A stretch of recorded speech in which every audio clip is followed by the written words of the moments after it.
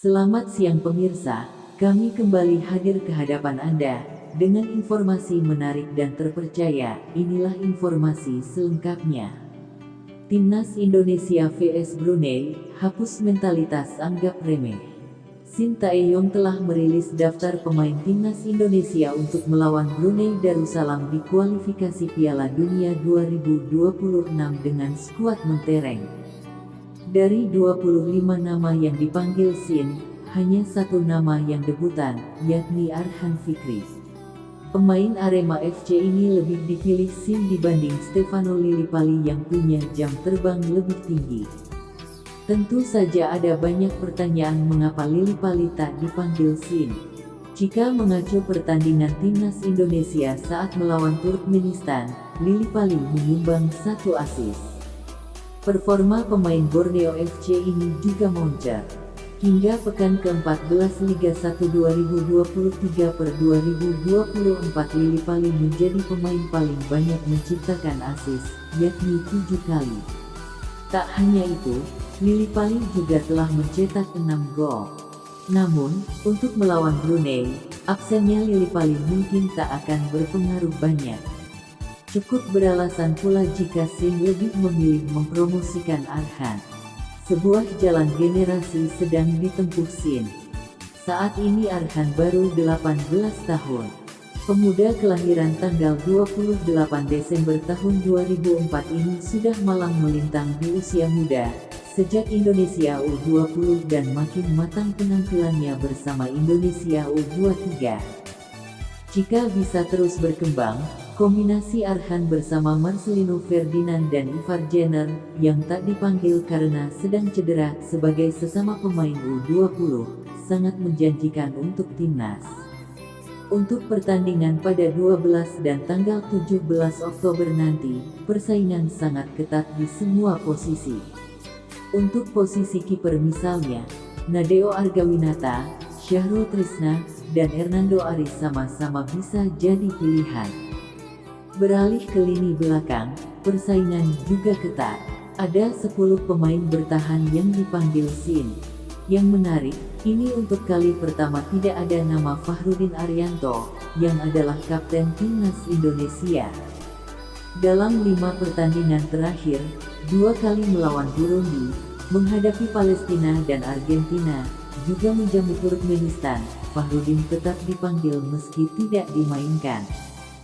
Siapakah bek yang akan jadi pilihan utama Shin saat melawan Brunei? Elkan Bagot, Rizky Ridho, Jordi Amat, Sain Patinama, dan Asnawi Mangkualam Bahar bakal jadi pilihan, meski bukan jaminan. Lini tengah juga beragam. Marcelino, jika tidak cedera, niscaya akan jadi prioritas Shin. Nama lainnya yang biasanya dipilih adalah Mark Klok, Ricky Kambuaya, dan Witan Sulaiman. Untuk lini depan, Dendi Sulistiawan, Ramadan Sananta, dan Rafael Struijk akan saling mengisi jika tidak disebut bersaing ketat. Adapun Dimas Drajat harus berjuang setelah pulih dari cedera. Sudah jadi rahasia umum Brunei Darussalam adalah tim guram Asia Tenggara. Saat ini Brunei menempati peringkat ke-191 FIFA. Karenanya Timnas Indonesia berpeluang meraih kemenangan dengan skor besar. Pada tanggal 11 September lalu, dalam agenda FIFA Matchday, Brunei disikat Hong Kong 10-0. Sebelum duel ini Brunei sempat berlatih tanding melawan klub Malaysia Sabah FC dan kalah 1-3. Indonesia dan Brunei terakhir kali bentrok pada 2022. Itu terjadi pada fase grup Piala AFF 2022. Dalam duel di Kuala Lumpur, Malaysia, tim Merah Putih menang 7-0.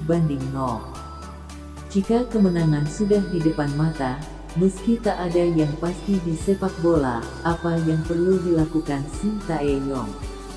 Mematenkan skuad, karena setelahnya lawan yang akan dihadapi berikutnya lebih mentereng. Ya, jika berhasil mengalahkan Brunei dalam laga kandang dan tandang, Indonesia akan melaju ke fase kedua kualifikasi Piala Dunia 2026. Indonesia akan masuk grup F bersama Irak, Vietnam, serta Filipina. Pertandingan pertama fase kedua kualifikasi Piala Dunia 2026 ini akan berlangsung pada 16 dan tanggal 21 November.